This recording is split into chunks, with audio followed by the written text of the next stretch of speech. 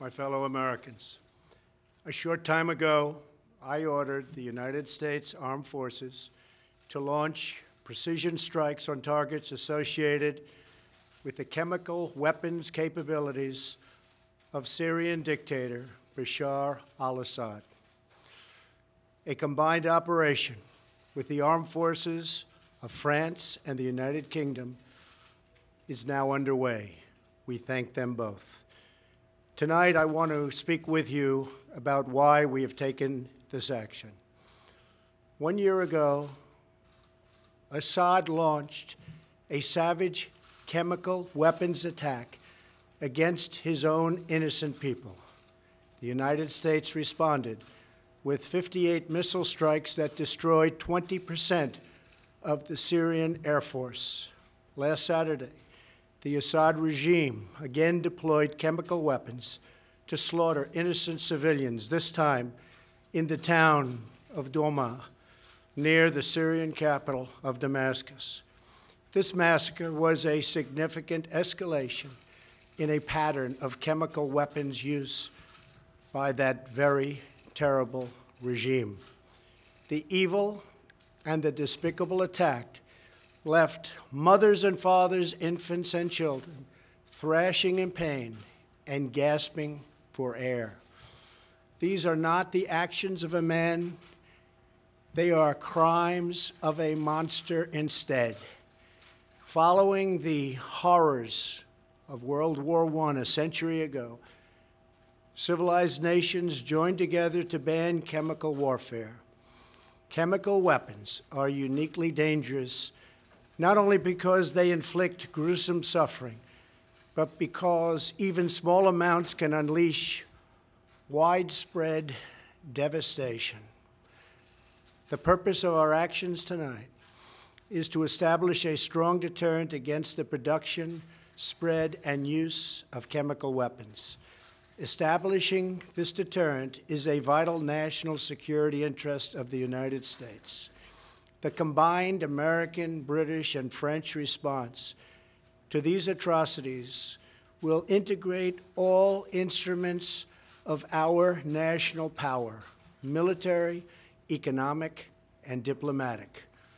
We are prepared to sustain this response until the Syrian regime stops its use of prohibited chemical agents.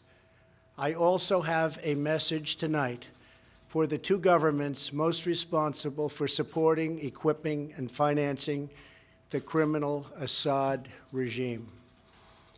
To Iran and to Russia, I ask, what kind of a nation wants to be associated with the mass murder of innocent men, women, and children? The nations of the world can be judged by the friends they keep. No nation can succeed in the long run by promoting rogue states, brutal tyrants, and murderous dictators. In 2013, President Putin and his government promised the world that they would guarantee the elimination of Syria's chemical weapons. Assad's recent attack and today's response are the direct result of Russia's failure to keep that promise. Russia must decide if it will continue down this dark path or if it will join with civilized nations as a force for stability and peace. Hopefully, someday we'll get along with Russia and maybe even Iran, but maybe not. I will say this, the United States has a lot to offer. With the greatest and most powerful economy in the history of the world. In Syria, the United States, with but a small force being used to eliminate what is left of ISIS, is doing what is necessary to protect the American people.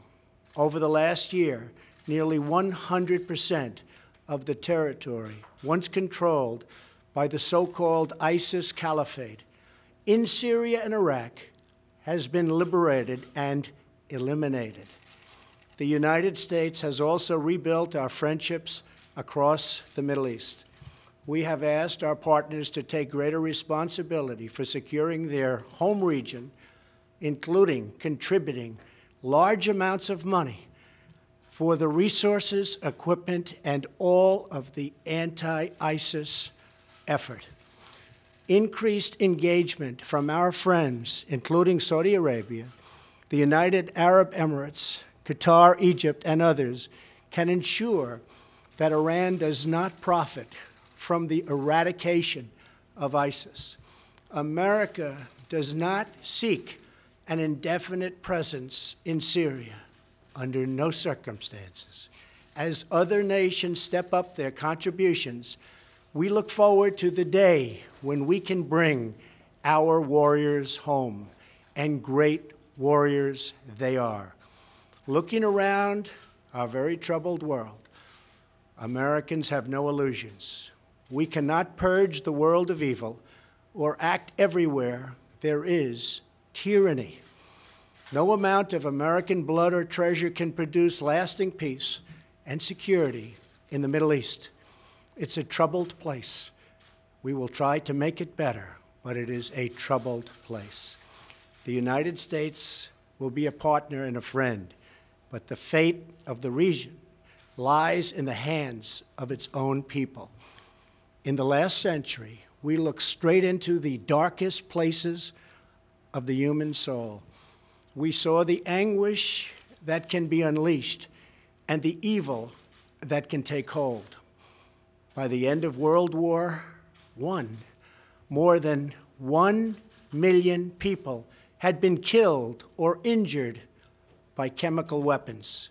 We never want to see that ghastly specter return.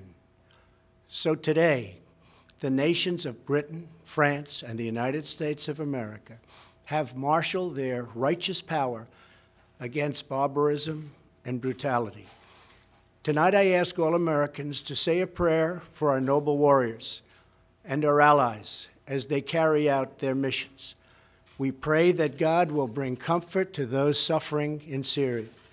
We pray that God will guide the whole region toward a future of dignity and of peace.